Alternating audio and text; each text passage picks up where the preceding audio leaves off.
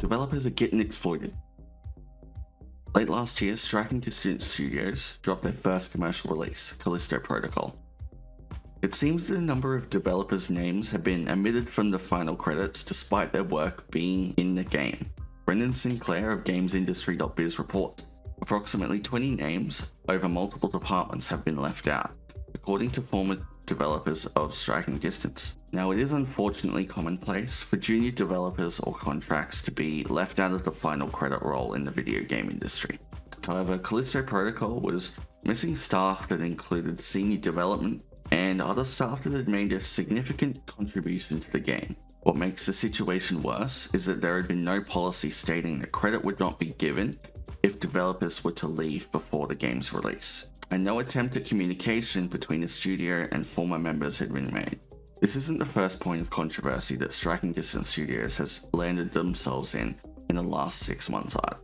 Only 2 months prior to the release of Callisto Protocol, Glenn Schofield, former Dead Space director and CEO of Striking Distance, was blasted over a tweet he put out glorifying crunch in the workplace. Shortly after, the tweet had been deleted and an apology had been made. Jason Schreier of Bloomberg had a great take on this tweet too, calling it weaponized passion. It's a huge problem in the industry. There are so many people that want to get into the space, they are willing to go to any lengths to stay in the race. It's been exploited time and time again, and without better workers' rights, it will continue to be. The report goes on to say how these developers felt like they had been punished for not staying until the game's release.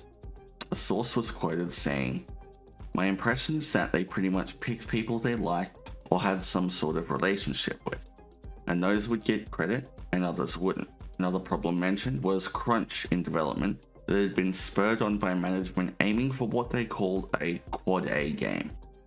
That's about on par with my Domino's manager telling me I'm part of the family because they wanted me to work overtime for free. Unless something changes, this will continue to be an issue for developers around the globe.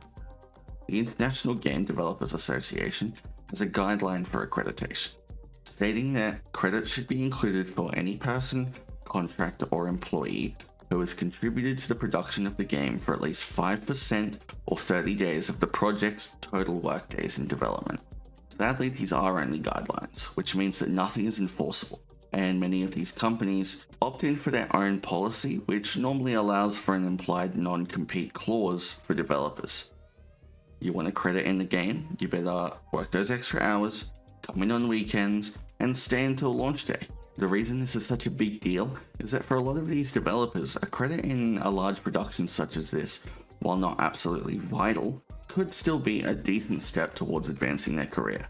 It's much easier to look experienced when their name can be pointed to in a list of contributors. It's also just an acknowledgement of all the blood, sweat, and tears they've poured into something.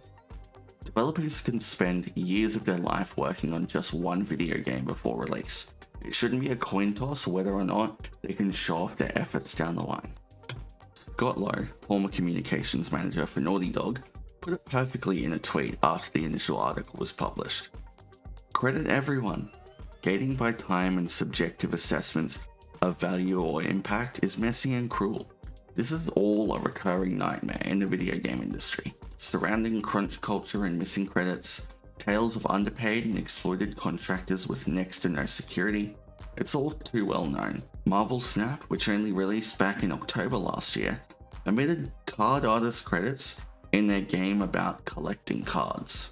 Thankfully, this story does have a happy ending. As of a day ago at the time of me filming this, Marvel Snap has retroactively added all credits in their last patch. One of the most egregious samples of omitting credits is from 2018 with the release of Red Dead Redemption 2.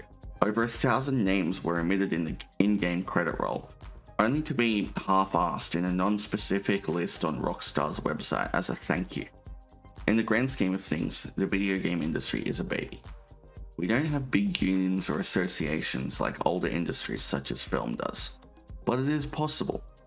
In the last 2 years, we've seen unions being officially recognized more and more, with Microsoft appearing to lead the charge, accepting a labor neutrality agreement between the corporation and the CWA.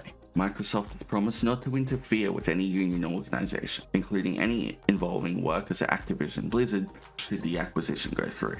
This was actually demonstrated last week with ZeniMax Media, a Microsoft subsidiary and Bethesda publisher, passed a vote to create the industry's largest workers' union to date with over 300 workers. Unionization is essential to improving workplace conditions. Unions allow developers to bargain with employees not only for better working conditions, but better pay, fairer contracts, healthier work-life balances, and more. This is a start, but we still have so much more to do. Don't allow stories involving big companies like Striking Distance Studios to die out. Keep the conversation going until change is made. We all love video games. Let's fight for the developers that create the things we love. And in the end, a happier developer is a better game. Let me pose this question to you. Do you think the decisions that have been made here are just? Is this just the free market working as intended? Or do we need more workers' unions in the video game industry? All my sources are in the description down below. Be sure to read the original articles and support the hard-working journalists that bring these stories to light. If you enjoy my content, please like and subscribe. I'm Nate, this is Gaming in the News. Thanks for watching.